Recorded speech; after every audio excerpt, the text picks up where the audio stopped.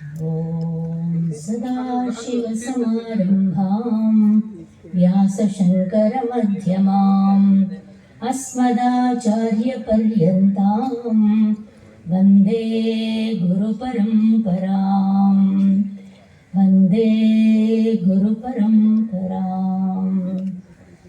సర్వేశ్వరుడైనటువంటి పరమేశ్వరునికి నా యొక్క గురు పరంపరకు హృదయపూర్వక ప్రణామాలు అర్పిస్తూ, అలాగే ఈ సభ అధ్యక్షులైనటువంటి పూజ్యశ్రీ పరమాత్మానందగిరి స్వాముల వారికి, మిగతా వారందరికీ కూడా నా యొక్క హృదయపూర్వక ప్రణామాలు అర్పిస్తూ, ఇక్కడికి విచ్చేసిన మీ అందరికీ నా యొక్క ఓం నమో నారాయణాయ స్మృతులు. హరి ఓం.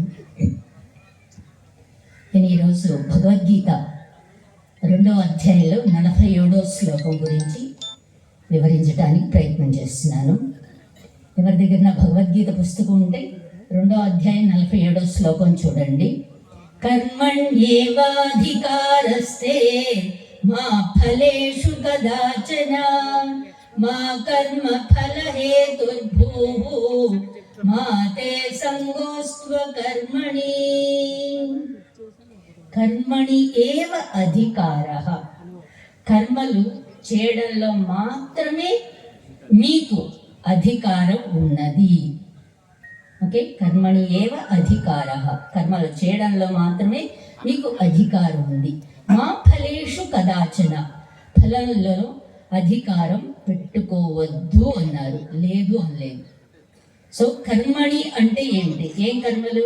మీరందరూ వ్యాపారాలు చేస్తున్నారు, ఏదేదో ఎమ్మెల్యేలు ఎమ్మెల్సీలు, ఈ విధంగా అనేకమైనటువంటి పదవులు ఉన్నాయి. ఇవన్నీ నా కర్మలంటే కాదు, మనకి వేదం చెప్పినటువంటి కర్మలు. ఏమిటి ఆ కర్మలు అని అంటే, కామ్య కర్మలు, కోరికతో చేసేటువంటి కర్మలు. నిషిద్ధ కర్మలు, చెయ్యొద్దు అని చెప్పింది కొన్ని కర్మల్ని. తర్వాత ప్రాయశ్చిత్త కర్మలు. ప్రాయశ్చిత్తం అంటే మనం ఏదైనా తప్పు చేస్తే దానికి పరిహారం ఇప్పుడు చేసుకున్నట్లయితే మనకి అది అనుభవించేటువంటి అవకాశం ఉండదు, అది నల్లిఫై అయిపోతుంది. ఈ విధంగా ప్రాయశ్చిత్త కర్మలు. ఇకపోతే నిత్య కర్మలు, నైమిత్తిక కర్మలు. మొత్తం 5 కర్మలు వేదం చెప్పింది. మొదటిదేంటి? కామ్య కర్మలు. కామ్య కర్మలు అంటే మనకి ఏమన్నా కావాలి అని అంటే మన ప్రారంభంలో లేని దాన్ని మనం సంపాదించుకోవచ్చు అని మొదటి భాగమైనటువంటి వేదం చెప్పింది. దాన్ని పూర్వభాగం అంటారు. అందులో అనేకమైనటువంటి కోరికలకి అనేకమైనటువంటి ఏం చేసుకోవాలి అవన్నీ కూడా చెప్పింది. ఫర్ ఎగ్జాంపుల్, మీకు పిల్లలు లేరనుకోండి, నా కర్మ పిల్లలు లేరే అని బాధపడక్కర్లేదు. ఎందుకని? నా ప్రారంభంలో లేదు, పిల్లలు అనేటువంటిది లేదు, పిల్లలు పుట్టడం అనేటువంటిది. అలాంటప్పుడు బాధపడుతూ కూర్చోక్కర్లేదు. మీరు పుత్రకామేష్టి యాగం చేసుకుంటే తప్పకుండా పిల్లలు పుడతారు అని. మనకి రాముల వారు అలా పుట్టినటువంటి వాళ్ళే కదా.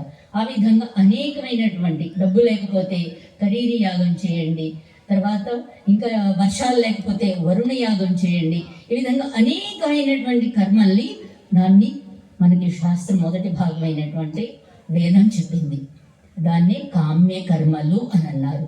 ఆ కామ్య కర్మల ద్వారా మనం చేయవలసినటువంటి వాటిని సంపాదించుకోవచ్చు. తర్వాత రెండోది ఏమిటి అని అంటే, నిషిద్ధ కర్మలు.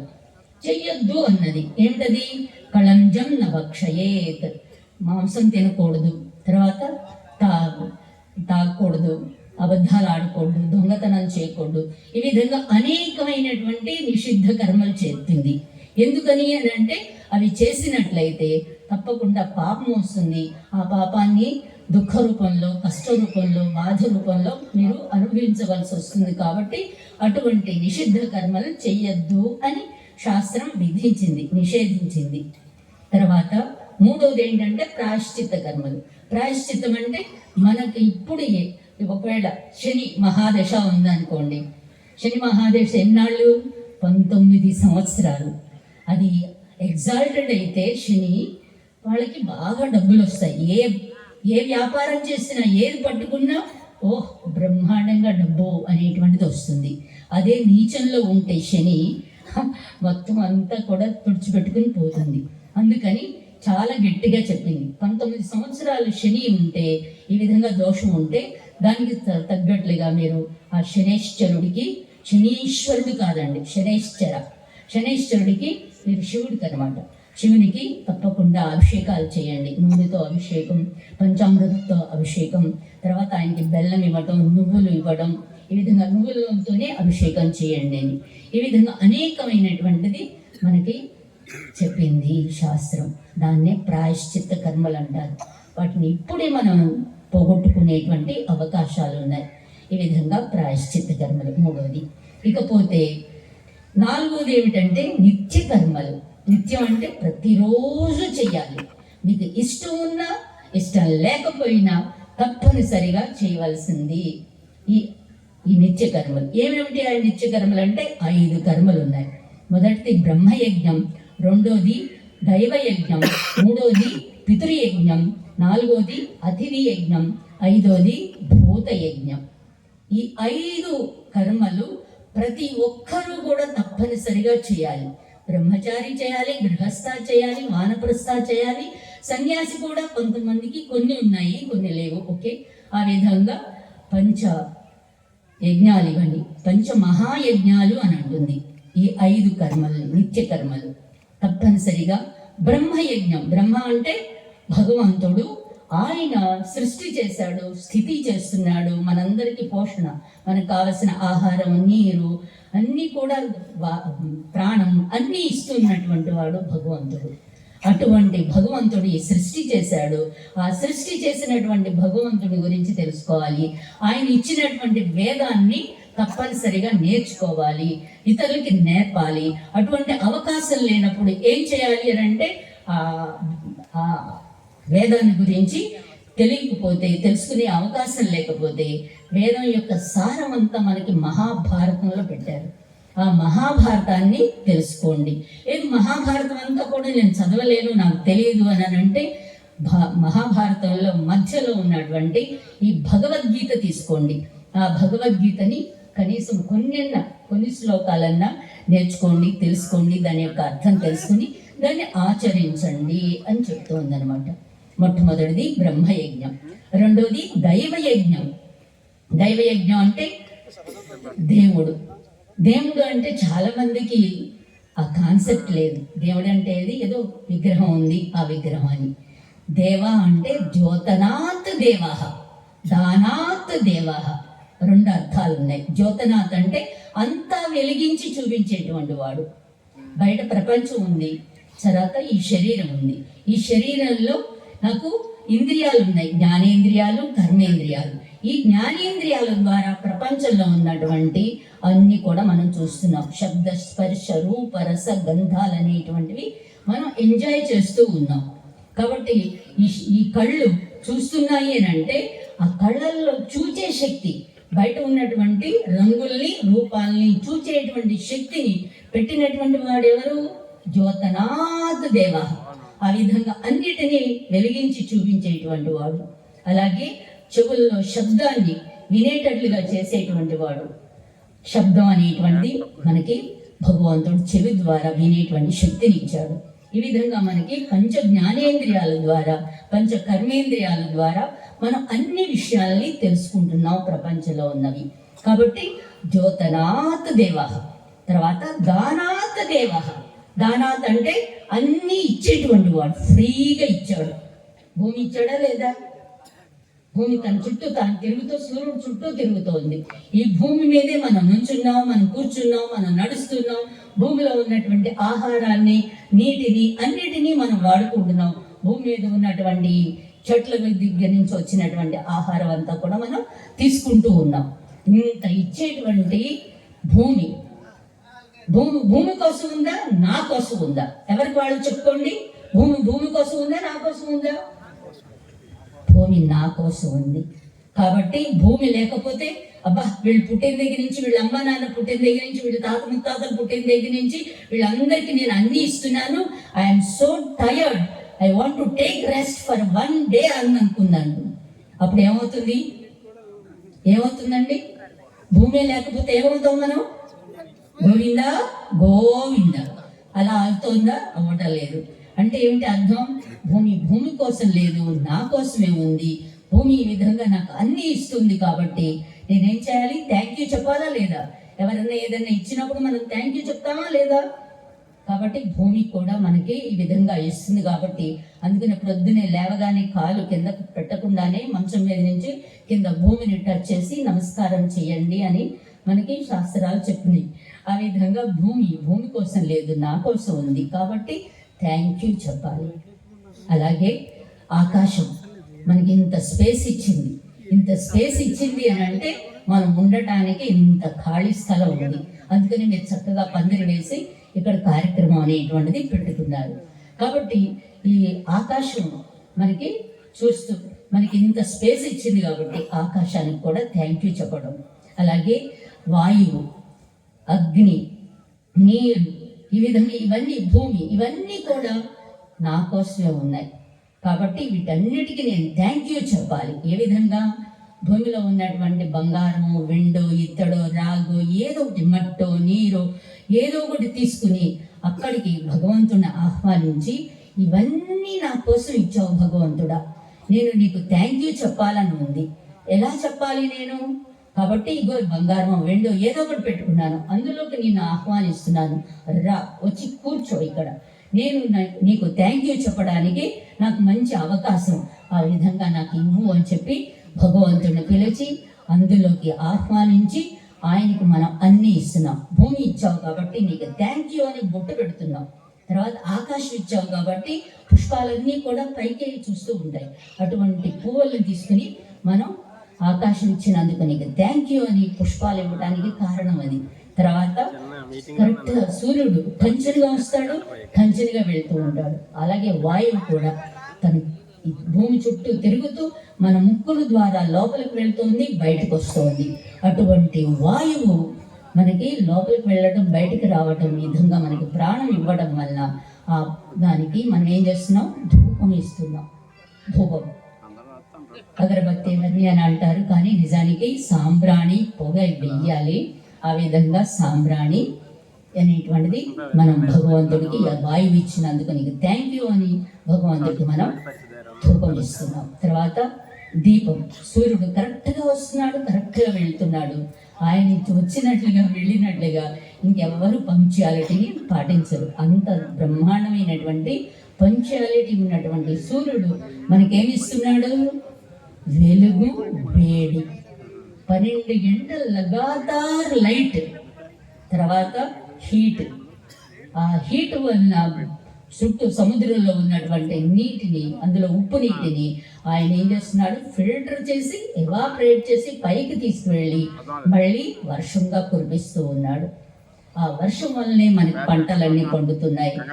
అంతేకాకుండా మనకి చెట్లు అవన్నీ కూడా ఆకుల్ని, పువ్వుల్ని, కాయల్ని, పళ్ళని, దుంపల్ని ఇవన్నీ కూడా ఇస్తూ ఉండటానికి కారణం ఏంటంటే ఆ నీరే.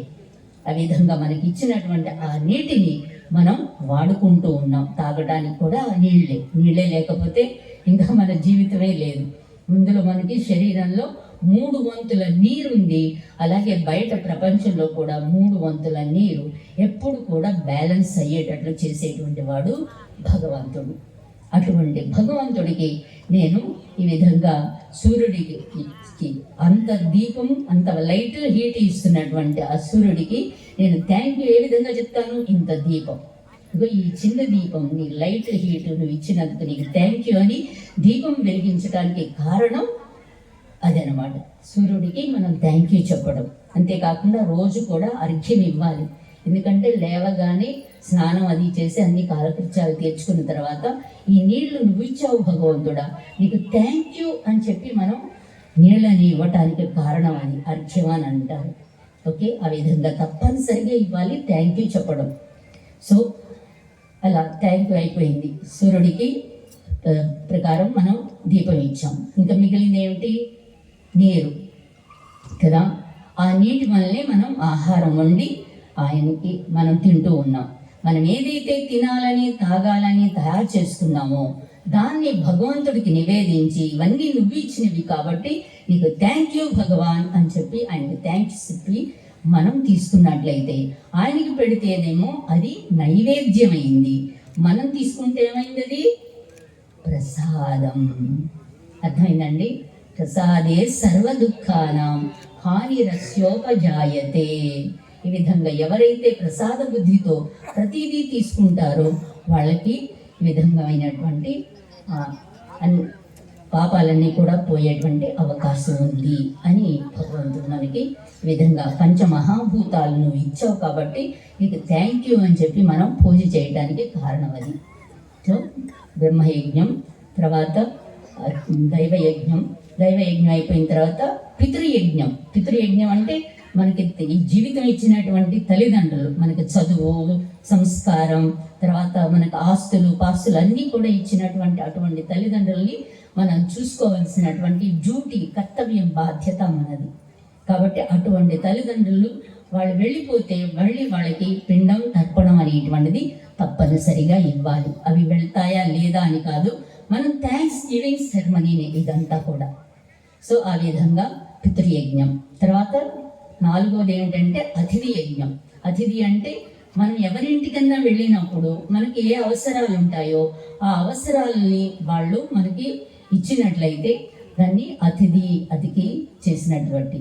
అట్లాగే మన ఇంటికి వచ్చినప్పుడు ఎవరైనా వస్తే వాళ్ళకు కూడా మనం వాళ్ళకు కావలసినటువంటి అవసరాలు మనం ఇచ్చినట్లయితే అది అతిథి యజ్ఞం. అంతేకాకుండా మనకు ఉన్నదాన్ని, ఎక్స్ట్రా ఉన్నదాన్ని మిగతా వాళ్ళతో కలిసి పంచుకోవడం అనేటువంటిది మంచి బ్రహ్మాండమైనటువంటి సోషలిస్టిక్ కమ్యూనిస్ట్ సొసైటీ అన్నమాట మనది. అటువంటి సొసైటీ ఇప్పుడు తగ్గిపోయింది అనుకోండి కొద్దిగా, కానీ తగ్గిపోతే ఇప్పుడు ఈ విధమైనటువంటి కార్యక్రమం జరిగే అవకాశం లేదు. మీరందరూ కూడా ఈ విధంగా ఇటువంటి కార్యక్రమాన్ని పెట్టారంటే ఎంతో దానం చేస్తేనే ఇటువంటి కార్యక్రమం జరుగుతోంది. కాబట్టి దీన్ని అతిథి యజ్ఞం అంటే మనం అందరికీ కూడా అన్నదానం, గోదానం, భూదానం, వస్త్రదానం, హిరణ్యదానం, ఆ విధంగా అనేకమైనటువంటి దానాలన్నీ కూడా అతిథి యజ్ఞం కింద వస్తాయి. చివరిది ఏమిటి అంటే భూత యజ్ఞం. భూతాలంటే మనతో ఉన్నటువంటి పశు, పక్షి, క్రిమి కీటకాలకి, చెట్లకి, వీటన్నిటికి కూడా మనం ఆహారం ఇవ్వాలి. దాన్ని భూత యజ్ఞం అని అంటారు. ప్రొద్దునే లేవగానే బయట వాకిలి ఊడ్చి తర్వాత కళ్ళాపు చల్లి తర్వాత ముగ్గు వేస్తారు. ముగ్గు దేంతో వేయాలి? ముగ్గు బియ్యపిండితో. దేనికి పక్షులకి, తర్వాత చీమలకి, వాటన్నిటికీ కూడా ఆహారం. వాటికి అక్కడ దొరికితే ఆహారం దొరికితే, బయటే గుమ్మం దగ్గర ఆహారం దొరికితే మీ ఇంట్లో పంచదార డబ్బా దగ్గరికి, బెల్లం డబ్బా దగ్గరికి, బియ్యం డబ్బా దగ్గరికి వచ్చే అవకాశమే లేదు. కాబట్టి ఈ విధంగా మనం మొట్టమొదట భూత యజ్ఞంతో స్టార్ట్ అవుతుంది మన ఇల్లు. ఆ విధమైనటువంటి సంస్కారం మనకి శాస్త్రం ఇచ్చింది. ఈ విధంగా పంచమహాయజ్ఞాలు అనేటువంటివి తప్పనిసరిగా చేయాలి అని. సో దీంట్లో దైవయజ్ఞం అనేది మనం చెప్పుకుందాం. దైవయజ్ఞం నిత్యకర్మ. ఇది నిత్యకర్మ అనేటువంటి దాంట్లో ఈ దైవయజ్ఞం అనేటువంటిది వస్తుంది. సో ఈ విధమైనటువంటి నిత్యకర్మ అయిపోయింది. దాని తర్వాత ఇంకా ఏమిటి అని అంటే నైమిత్తిక కర్మలు. నైమిత్తిక అని అంటే ఏదో ఒక కారణం. ఏం కారణం అది అని అంటే పండగలన్నీ కూడా ఒక కారణంతో వస్తాయి. అలాగే మనం పుట్టిన దగ్గర నుంచి చనిపోయేంత వరకు షోడశ సంస్కారాలని ఉన్నాయి. ఆ షోడశ సంస్కారాలు కూడా నైమిత్తిక కర్మల కింద వస్తాయి. కాబట్టి ఆ షోడశ సంస్కారాలు కూడా పుట్టినప్పుడు, తర్వాత చనిపోయినప్పుడు, పెళ్ళి, ఇవన్నీ కూడా షోడశ సంస్కారాలు అనేటువంటివి ఉన్నాయి. కాబట్టి వాటిని కూడా చేసుకోవడం. నిత్య కర్మలు, నైమిత్తిక కర్మలు అనేటువంటివి తప్పనిసరిగా చేయాలి, మీకు ఇష్టం ఉన్నా ఇష్టం లేకపోయినా. అందుకని ఇక్కడ కర్మణి అనేటువంటి దానికి మనం ఈ అర్థాలు చెప్పుకుందాం. కర్మణి ఏవ అధికారః. అధికారం అంటే ఏమిటి మీనింగ్? అధికారం అంటే నేను ఇప్పుడు మీ అందరికీ ఒక పని చెప్తాను, ఓకే? మీరు అందరూ చేయాలి. అందరూ చప్పట్లు కొట్టండి. సో కొంతమంది కొట్టారు, కొంతమంది కొట్టలా, ఇలాగే నుంచున్నారు. ఏమిటి నేను చెప్తే మీరు చేయాలని ఏమైనా రూల్ ఉందా? కొంతమంది చక్కగా మాట్లాడి చెప్పారు కాబట్టి అభిమానంతో కొట్టారు. కొంతమంది కొట్టలేదు. అందులో ఈ లైన్లో వెనక్కి వచ్చిన వాళ్ళు అస్సలు కొట్టలేదు. ఎందుకని అంటే మీరు చెయ్యొచ్చు, లేదా మానేయచ్చు, లేదా వేరే విధంగా చేయొచ్చు. మీకు అధికారం అంటే అది. అధికారం అంటే అర్థమైందండి? మీరు do it, don't do it, do it differently. ఈ విధమైనటువంటి 3 అర్థాలు అనేటువంటివి మనకి శాస్త్రం చెప్పింది. కాబట్టి మీరు చెయ్యొచ్చు. మొదట కామ్య కర్మల్ని మీరు చేసుకోండి, లేదా మానేయండి, లేదా వేరే విధంగా చేసుకోండి. తర్వాత నిషిద్ధ కర్మలు మీరు చెయ్యొద్దు, లేదా చేసుకోండి, లేదా వేరే విధంగా చేసుకోండి, మీకు అధికారం ఉంది. తర్వాత ప్రాయశ్చిత్త కర్మలు మీరు చేసుకోండి, లేదా మానేయండి, వేరే విధంగా చేసుకోండి, మీకు అధికారం ఉంది. కానీ నిత్య కర్మలు, నైమిత్తిక కర్మలు మీరు వేరే విధంగా చేసుకోవడానికి కానీ, మానేయటానికి కానీ, చేయకుండా చేసుకోవడానికి కానీ మీ ఇష్టం అని లేదు. ఇక్కడ తప్పనిసరిగా చేయవలసింది. నిత్య కర్మ, నైమిత్తిక కర్మకి తప్పనిసరిగా చేయాలని శాస్త్రం విధించింది. కాబట్టి ఎందుకంటే ఈ 5 కర్మలు చేసినట్లయితే మనం రోజు చేసేటువంటి పాపాలు 5 రకాల పాపాలు మనకు వస్తున్నాయి. ఏమిటవి? నడిచినప్పుడు, ఊడ్చినప్పుడు, తర్వాత లైట్లు వేసినప్పుడు, పొయ్యి వెలిగించినప్పుడు, తర్వాత పప్పులు అవన్నీ కడిగినప్పుడు, తర్వాత నీళ్లు వాడినప్పుడు, ఈ విధంగా 5 రకాలుగా మనం కర్మలు చేస్తూ ఉంటాం. ఆ 5 కర్మల ప్రకారం మనకి ప్రతిరోజు ఆ పాపాలన్నీ కూడా మన అకౌంట్లో పడతాయి. ఆ అకౌంట్లో పడినప్పుడు పాపం కాస్త పెరిగిపోతూ ఉంటుంది. అందువల్ల ఆ పాపాలు పోవాలంటే ఈ నిత్య కర్మలు, నైమిత్తిక కర్మలు అనేటువంటివి తప్పనిసరిగా చేయాలని చెప్పి మనకి శాస్త్రం గట్టిగా విధించింది.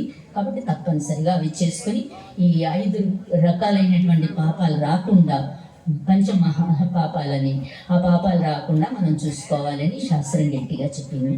నాకు ఈ అవకాశం ఇచ్చినటువంటి భగవంతుడికి, నా గురు పరంపరకు, ఇక్కడ పరమాత్మానందగిరి స్వాముల వారికి, వేదికను అలంకరించినటువంటి మహాత్ములకి, ఇక్కడ ఇచ్చేసిన మీ అందరికీ కూడా నా యొక్క హృదయపూర్వక